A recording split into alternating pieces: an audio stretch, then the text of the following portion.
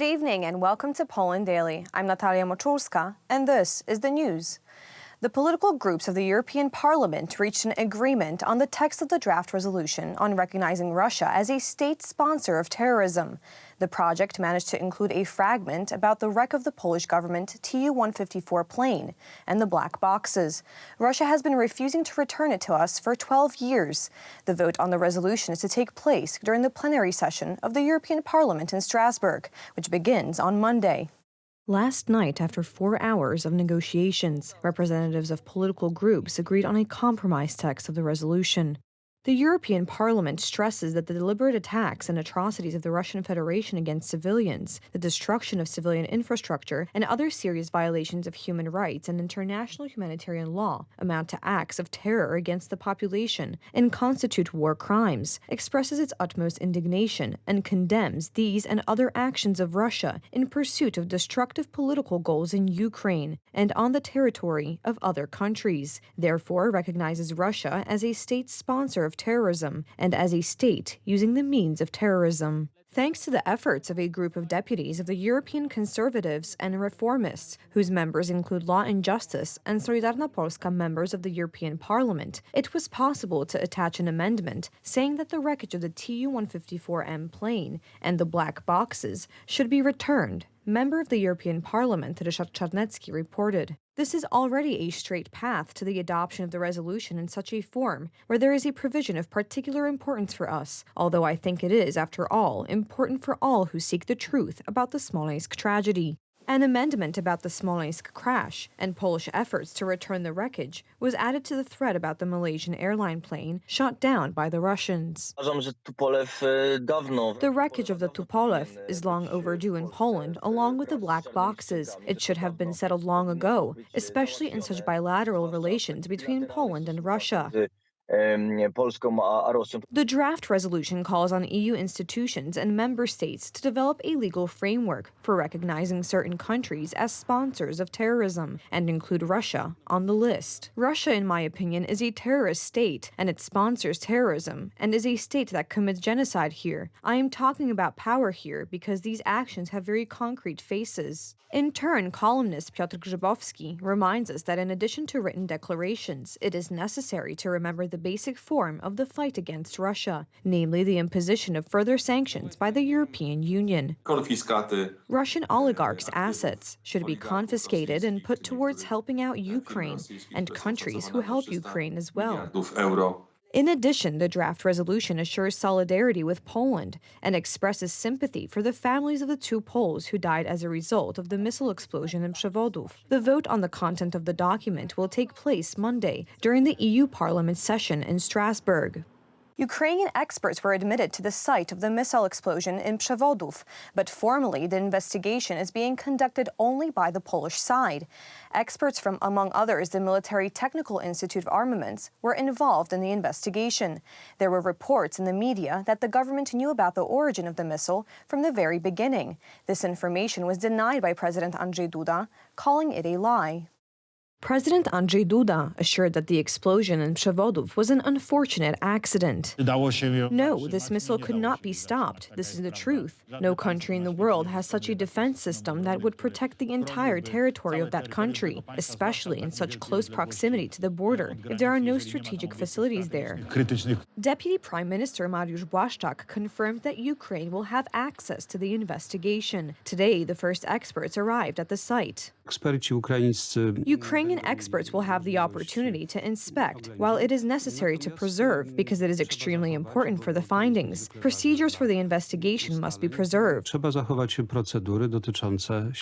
The investigation into the tragedy in Przewodów is being conducted by the Polish prosecutor's office. The most likely scenario is an explosion of a Ukrainian missile that was part of an air defense. We, on our part, the Ministry of Defense, have directed experts from the Military University of Technology and the Military Institute of Technology and Armament to support the investigative work. These are the best experts available to the Minister of National Defense. We are fully committed to ensuring that the case is thoroughly investigated. There will be time to report on the results of the investigation. According to some experts, allowing Ukraine to participate in the investigation may prevent the creation of various conspiracy theories that could affect Polish-Ukrainian relations. Ideally, an international commission of inquiry should be set up with the participation of the Ukrainian side, and all sides would simply put their evidence on the table. The Onet portal reported that the authorities knew from the very beginning what had happened in Przewodów. The government knew about the Ukrainian missile in Przewodów. Consternation has set in. President Andrzej Duda reacted to these publications in strong words. They lie in such a way that even the prosecutor's office cannot be notified that someone broke the secrecy clause of the meeting, because the truth in this text is only that the missile fell and the meeting took place. Pure confabulation. Such are the journalists. Government Plenipotentiary for Information Space Security, Stanisław Żaryn, reminded that the recent tragic events are being used by the Russians in order to destabilize the countries supporting Ukraine. Russian propaganda has begun to actively use these events, this tragedy, in order to use a certain message which was already known before, but has been incorporated into these activities, the disinformation plot of Przewodów, in order to show that it is de facto in the West's interest to abandon Ukraine. The British Prime Minister expressed solidarity with Poland and asserted that the UK is well aware that Russia is responsible for the tragedies. As we have heard the Polish and American presidents say, it is possible that the explosion was caused by Ukrainian munition, which was deployed in self-defense. And whether or not this proves to be the case, no blame can be placed on a country trying to defend itself against such a barrage. The blame belongs solely to Russia. On November 15th, an explosion occurred in Przewodów, killing 2 Polish people. Preliminary information indicates that the cause of the tragedy was a Ukrainian air defense missile. The responsibility for the death of the Polish men falls on Russia, as it carried out a massive shelling of Ukraine that day. Day 268 of the Russian invasion of Ukraine. Both sides of the conflict are regrouping after the Russians retreated to the eastern bank of the Dnieper, and one of the key fronts disappeared almost overnight. However, that doesn't mean the fighting has stopped. They are still intense in several places in the Donbass and have even intensified. 40 missiles flew towards Nikopol. The Russians are building fortifications in the Crimea. In turn, a Russian missile with a nuclear warhead dummy was shot down over Kyiv.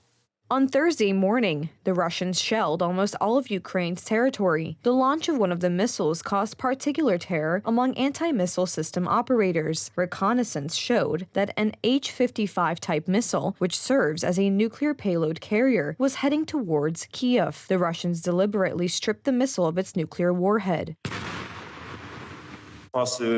Russia seems to be running out of missiles. Surely international pressure will prevent Russia from escalating the conflict in Ukraine over nuclear weapons. Residents of Kherson are without electricity, water, central heating, and internet. High-security military detention centers have been operating in the city. Russia is a terrorist state, and what its soldiers are doing is inhumane. Holding people in such extreme conditions is not only a violation of Geneva Convention law, it is against basic moral rights. What kind of people give such orders, and what kind of people carry them out? We demand the establishment of a separate international tribunal to condemn the actions of the Russian Federation.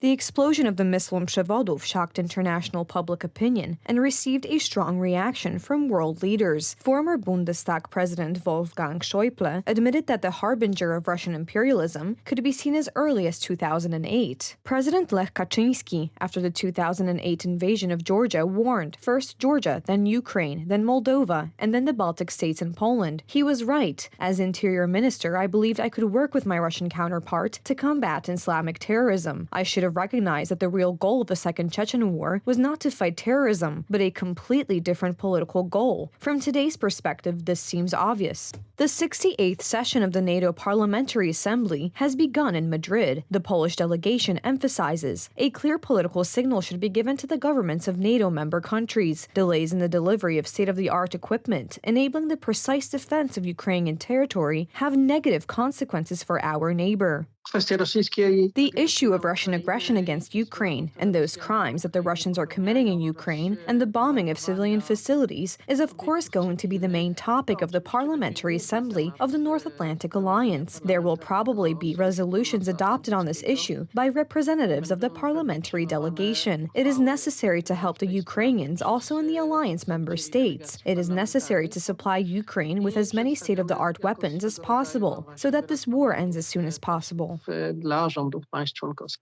Yesterday, in Istanbul, a decision was made to extend the so-called Grains Initiative, which allows the safe export of Ukrainian agricultural products across the Black Sea. The agreement has been extended for another 120 days. Since August 1st alone, 11 million tons of Ukrainian grain have been exported towards Europe and African countries. We sent a clear message to President Putin that he should extend the Black Sea Grain Initiative, which was set to expire on Saturday. The European Union will once again support Ukraine in the fight against Russian terrorism. The next humanitarian aid package is a direct response to Russian shelling of critical infrastructure and will cover ongoing logistical needs resulting from the coming winter. To Ukraine, through the Union Civil Protection Mechanism, almost 75,000 tons of in-kind assistance. This is the largest, the most complex and the longest operation.